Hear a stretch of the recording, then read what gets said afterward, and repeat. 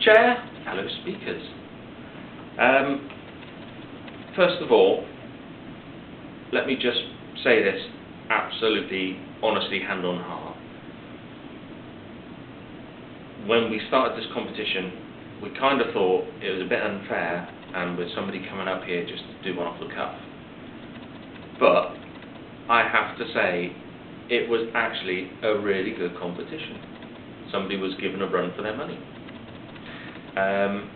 John's already gone through what's expected, presentation, content and impressions that is left, and of course that's what we mark. And I think without either of us looking at each other's sheets, both the judges did exactly the same marks in all the areas for both contestants. So it was quite interesting because in 2 of the 3 areas, both of the speakers got exactly the same marks. I know. So let's break this down. Our first speaker, if it's okay, I'll give a little bit of feedback and then we'll announce our winners. It really was like that. I think that's fair. So our first speaker come up, again, very experienced speaker.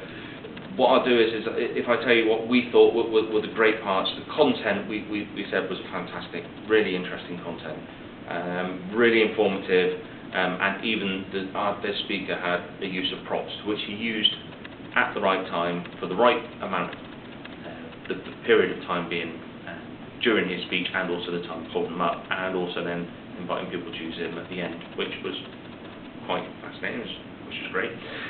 Again, the speakers, because of experience, we had no notes involved, and everything flowed relatively well. I think that's fair to say. However, there were two little bits that we would like to mention to the speaker, which is improvements. There was a little bit of a weak intro. There was no arrested statement compared to the title of the speech, so it's just a thought of it. And also halfway through, when they were given the numbers for the number of witches that were killed, when it comes to the Oxford numbers, it was I can't remember, and it just seemed just a little bit kind of flippant during the speech. So I suggest either leave it out or try and get the numbers. But that's that.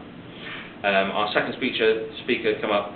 We really liked the enthusiasm of the speaker. That they were up, bouncing around, really full of it. It was great. Great use of voice.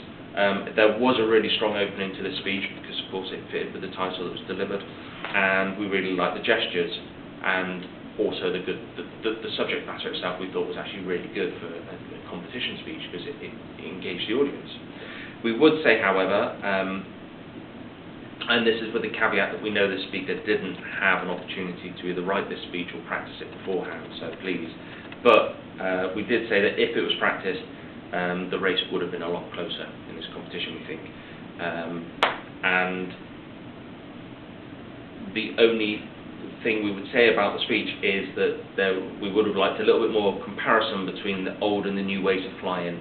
So there's a little bit of an abrupt end when it came to sort of modern day flights that we thought perhaps that could have been extended.